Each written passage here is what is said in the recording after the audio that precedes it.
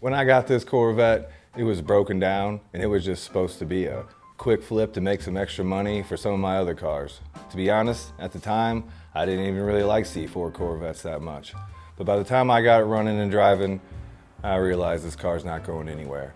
And today, I want to talk about 6 reasons why I'm not flipping this Corvette. So reason number 1 that I'm keeping this Corvette is simple. It's a Corvette. All Corvettes are awesome. I like C1, C2, C3, C4, C5, C6, C7, C8. Every one of them. 8 of my top 10 cars are Corvettes. It's easy to be like, well, I don't like C4, or I don't like C8, until you drive one, and then that might change your mind. I was convinced that a C4 was a piece of crap and it was the ugliest version of Corvettes until I actually got the car and it was mine. And once that car was mine, I liked it. The name Corvette has meant something to me since I've been a little tiny kid, and to be honest with you, it probably will the rest of my life. I love these cars.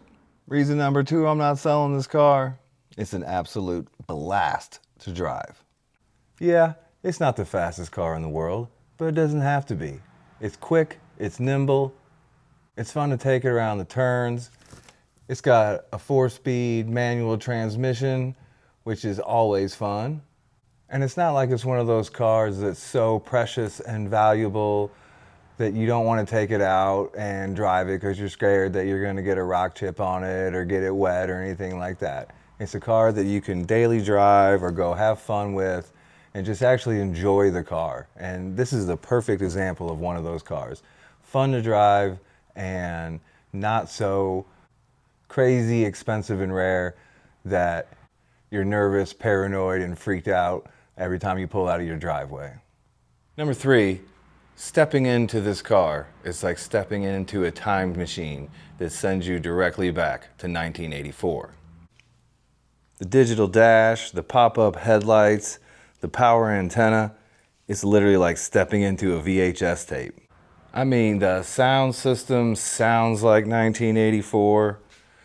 The interior feels like 1984. And to be completely honest, it actually smells like 1984 when you sit in that car. It's just old enough to be vintage and just modern enough to be a sports car and not a muscle car. Don't get me wrong, I love muscle cars. I'm just saying. When I think of what a rad car is, I think of C4 Corvette and the Pontiac Fiero. I'd like to have both. Reason number 4 I'm keeping this car, and you might think I'm crazy, but it has crossfire injection. Everyone loves to hate this motor, but honestly, it runs pretty well.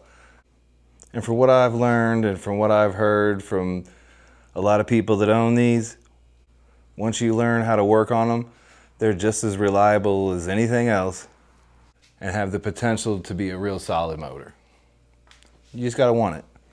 And I can see why people wouldn't want it, but to me, this is like a piece of electronic fuel injection history. It's the first of its kind, it's one of a kind, and it goes back to that 1984 thing. It just kind of brings you back into a moment in time, and this car runs good enough that I just want to kind of keep it that way. Sure, they may be a little bit quirky, but the fact that everybody wants to pull them out and carb swap them or LS swap them just makes me want to keep it that much more. Number 5, other people love this car. I get stopped at gas stations in this car, and I got some pretty cool cars, more than any car that I've ever had. People will run me down just to be like, dude, what year is that? Tell me stories about how their dad or their brother, or their uncle, or how they used to have one. And it's awesome, man.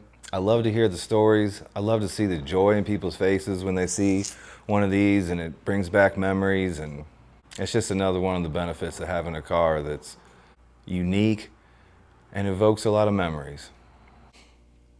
Also, if you didn't know, it's kind of a rule that if you're driving a Corvette and you see another person driving a Corvette, it is mandatory that you give them the wave. It's really cool when you see somebody stumbling to get their window down and then they pass you and you look in your rear view and they're hanging out. Hey, I got the wave in. So fellow Corvette owners out there, and the last reason I'm not selling this car is because it's the first car that I actually worked on this channel. I've been learning as I go, plugging away on this car for the last 3 months, putting out a video every week. And in that time, I've gotten like 120 subscribers. Kind of blows my mind. But I am so grateful to have you guys along for the journey as I'm working on this car, bringing it from something that was broke down on a trailer to a halfway respectable daily driver. If you've been following along on the journey so far, I can't thank you enough. I appreciate you so much. And if you haven't subscribed yet, there's still a lot more to come on this car. I'm just getting started, and I'd love to have you along for the journey.